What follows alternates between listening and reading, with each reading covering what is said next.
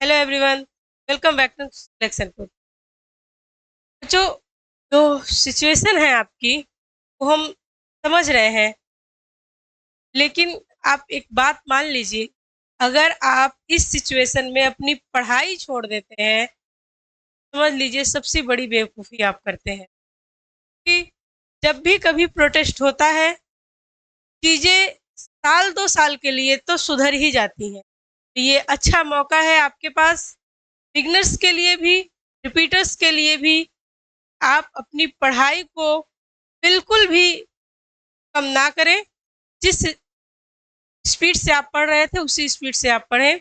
लेकिन उन बच्चों को थोड़ी दिक्कत होगी, अभी जो नए-नए आए हैं, है ना? वो ये अरे यार अभी-अभी तो आया, ये सब क्या चल रहा है? तैयारी करूँ कि नहीं करूँ? तो ऐसे सिचुएशन में एक पेड बैच लेके पढ़ना थोड़ा-सा मुश्किल होगा। इसीलिए सिलेक्शनपुर पे हम आपके लिए 100% फ्री ऑफ कॉस्ट बैच लेके आए हैं, जो कि एसएससी का कोई भी पेपर हो, सीजीएल, सीएचएसएल, एमटीएस और आईबी, किसी भी कॉम्पिटिटिव एग्जाम में जिसमें इंग्लिश आती है वन डे एग्जाम में, उसमें आपको ये इंग्लिश हेल्प करेगी और ये पूरी की पूरी फ्री ऑफ कॉस्ट होगी। ठीक है?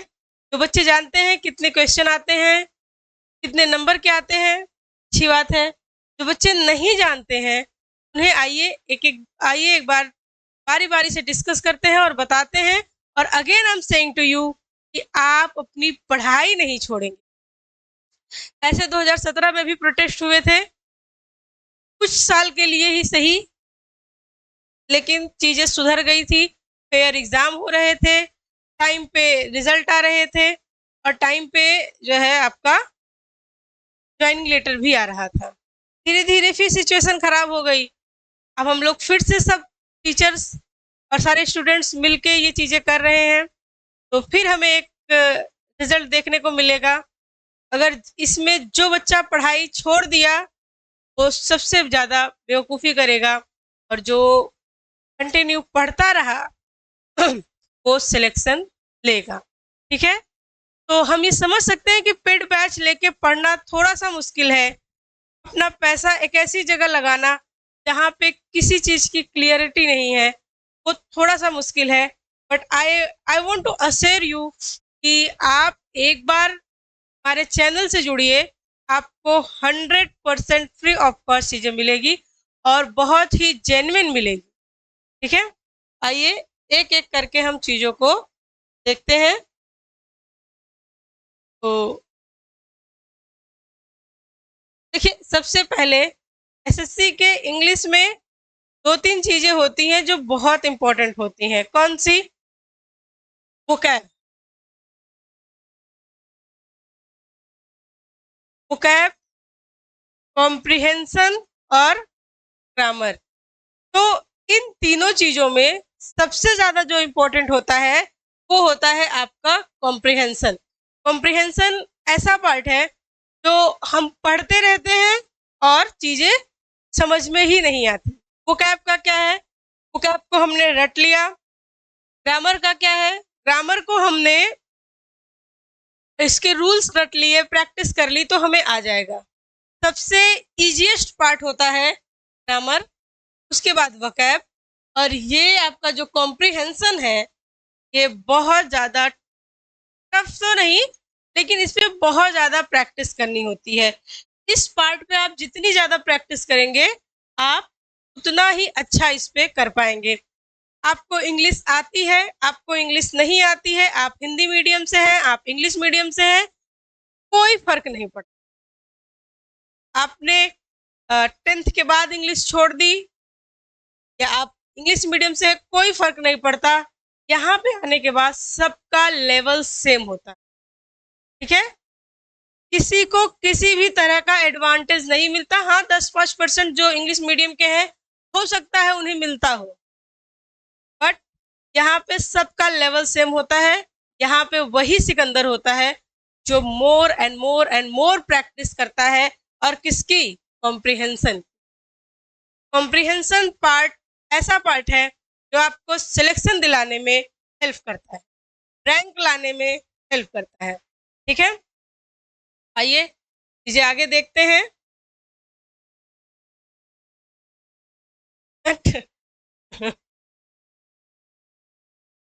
ये देखिए, ये आपके वेटेज है। ये वेटेज आपका एसएससी के किसी भी एग्जाम के लिए है। इसी तरीके से आईबी में भी आता है, लगभग इसी तरीके से सेम वेटेज रहता है। आप जिस भी एग्जाम का, वनडे एग्जाम का अगर आप पेपर देंगे तो लगभग आपका यही वेटेज रहता है। तो ये है, ये वेटेज आपका ग्रामर से है, that is spotting error, sentence improvement. Spotting error sentence improvement के अकॉर्डिंग आसान होता है। आपको बस इतना देखना है कि किस पार्ट में एरर है। बट अगर हम सेंटेंस इंप्रूवमेंट की बात करें, सेंटेंस इंप्रूवमेंट में हमें सेंटेंस को इम्प्रूव करना आना चाहिए। कभी कभी क्या होता है, हमें सेंटेंस इंप्रूवमेंट नहीं पता है कि किस पार्ट में होगा, लेकिन हम एरर बता सकते हैं किस पार्ट में होगा। पढ़ने में ही अजीब सा लगता है, अटपटा सा लगता है, तो हमें पता चल जाता है कि इस पार्ट में एरर होगा। But again I am saying to you, I will tell you all tips and tricks जो आपके एग्जाम में आपको बहुत हेल्प करेंगी। अभी भी इस चैनल पे ऑलरेडी ढेर सारे क्लोज टेस्ट के वीडियोस पड़े हुए हैं। एसएससी सीजीएल 2024 के 36 पेपर को मैंने सॉल्व कराया है, वो भी सारे पड़े हुए हैं, और कुछ ग्रामर के भी लेक्चर पड़े हुए हैं। अगर आप देखना चाहें कैसे ये चीज़ें चल रही हैं, आप बिल्कुल जाके चैनल पे विजिट कीजिए और उन चीज़ों को देखिए कि किस तरीके से मैंने आपको पढ़ाया है। ठीक है, चलिए आइए देखते हैं। तो देखिए, स्पॉटिंग एरर 2 क्वेश्चन होते हैं और 4 नंबर का वेटेज होता है। इस तरीके से टोटल, अच्छा सॉरी, ये जो है ये 24 का है और ये 23 का है। जैसे देखिए, 3 में एक भी क्वेश्चन नरेशन से नहीं आया, इसमें आया है। 22 से इसमें 2 का वेटेज है, उसमें 1 का है। इस तरीके से वेटेज घटता बढ़ता रहता है, लेकिन चीजें यही रहती है ना, चीजें यही रहती हैं, बस थोड़ा सा घटता बढ़ता रहता है। ठीक है, आइए अगला देख लेते हैं वोकैब में। अच्छा, ये है आपके ग्रामर के पार्ट जो कि आपको पढ़ना है। ठीक है, जनरली हम चीजों को स्टार्ट कंजंक्शन से करते हैं। ऐसा क्यों? ऐसा इसलिए कि जब भी कभी आप कंजंक्शन देखिए, जैसे मान लीजिए आपने नाउन पढ़ा, आप कहीं भी इंग्लिश पढ़ने जाइए, वहां पे आपको नाउन से शुरुआत करते हैं। और इस बैच में, इस क्लास में हम भी नाउन से ही शुरुआत करेंगे। बट पिछली बैच में मैंने कंजंक्शन से शुरुआत किया था। मैंने ये ऑब्जर्व किया था, अगर आप कंजंक्शन से शुरुआत करते हैं तो conjunction, verb, tense, voice, narration तो नहीं, लेकिन ये 4 टॉपिक बहुत ज़्यादा इम्पोर्टेंट होते हैं और ये आपको क्लोज टेस्ट करने में हेल्प करते हैं, है ना। बट डिमांड ऐसी होती है कि बच्चों का माइंड सेट होता है कि सबसे पहले हमें नाउन ही पढ़ना है। इसलिए इस बैच में हम आपको सबसे पहले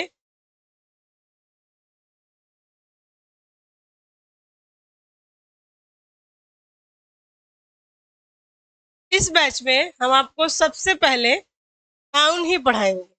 पहले नाउन, प्रोनाउन, एडजेक्टिव, एडवर्ब, फिर उसके बाद ये सारी चीजें हम आपको पढ़ाएंगे। और हम कोशिश करेंगे एडवर्ब के बाद हम आपको वर्ब पढ़ाएं। वर्ब एक ऐसा टॉपिक है, अगर आप वर्ब सिर्फ और सिर्फ वर्ब का पढ़ लेते हैं तो आप 40% एरर आसानी से कर सकते हैं। अकेला वर्ब ही 40% वेटेज लेके चलता है। ठीक है, तो ये सारी चीजें हम आपको पढ़ाएंगे, बहुत ही डिटेल्स में पढ़ाएंगे, एक एक रूल्स आपको बताएंगे। और हम ज्यादा रूल्स जो बताएंगे उसमें हम आपको क्यों ये रूल्स यूज होते हैं ये भी बताएंगे। ठीक है? ऐसा नहीं है कि ये होता है इसको पढ़ लो, नहीं, ये होता क्यों है वो भी हम आपको बताएंगे। ठीक है? आपको करना क्या है, आपको बस चैनल के साथ जुड़े रहना है। रोज शाम को 7 बजे या 8 बजे वीडियो आपको मिल जाएगी। आप डेली वीडियोस को देखिए, चैनल को सब्सक्राइब करिए, लाइक करिए और अपने दोस्तों को शेयर करिए। इस क्योस के माहौल में आपको पढ़ना नहीं छोड़ना है। हम फिर से आपको कह रहे हैं कि चीजें चल रही हैं, उनको चलने दीजिए। आप, ऐसा नहीं है कि आप उस चीजों पर भी ध्यान मत दीजिए, क्योंकि हमारे जो बड़े टीचर हैं वो आपके लिए ही मेहनत कर रहे हैं। आपको क्या करना है, आपको डिजिटली सपोर्ट करना है ना। आप ट्विटर पे हैशटैग चलाइए, आप वीडियोस डालिए, आप जो है अपने सोशल हैंडल पे अपने मन की बात शेयर करिए। आपको डिजिटली सपोर्ट में रहना है, बट पढ़ाई भी करते रहना है। और ऐसे सिचुएशन में आप पेड बैच नहीं ले सकते, आप पेड बैच लेना भी नहीं चाहते कि आपको पता नहीं है कि सिचुएशन क्या होगी, रिजल्ट क्या मिलेगा, क्या कभी सरकार और एसएससी सुधरेगा। तो ये तो बात की बातें हैं, ये देखी जाएगी। तो के लिए ऐसा है नहीं कि अगर एसएससी सुधर गई तो हम 1 महीने पढ़ के एग्जाम क्रैक कर लेंगे। इसके लिए क्या करना है, इसके लिए आपको कंटिन्यू पढ़ते रहना है और आपके पैसे ना बर्बाद हो, आप मेंटली प्रेशर ना लें। इसके लिए सिलेक्शनपुर आपके लिए बिल्कुल फ्री ऑफ कॉस्ट बैच लेके आया है और वही जेन्युइन जेन्युइन चीजें पढ़ाएंगे जो आपको पेड बैच में मिलती हैं। ठीक है? ऐसा नहीं है कि पेड बैच में कुछ और फ्री वाले बैच में कुछ और। आप कभी भी मैच करना चाहेंगे, किसी भी बड़े टीचर के पेड बैच लेकर के आप मैच कर लीजिएगा कि एकदम डिट्टो वही चीजें पढ़ाई गई हैं। बिल्कुल भी आपको ऐसा नहीं है कि कोई 1-2 रूल 4 रूल पढ़ा के बाकी रूल्स छोड़ दिए गए हैं। सारे के सारे रूल्स आपको मिलेंगे, एकदम जेन्युइन पढ़ाया जाएगा। ठीक है? चलिए, आइए, अभी तक हम लोगों ने ग्रामर का वेटेज देखा, अब हम लोग वोकैबुलरी का वेटेज देख लेते हैं। अच्छा, ये जो सिनोनिम्स और एंटोनिम्स हैं,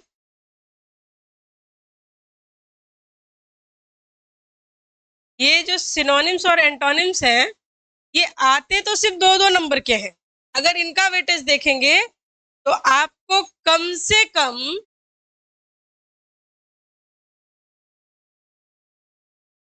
हाँ, आपको कम से कम 10,000 वोकैब लर्न करने पड़ेंगे।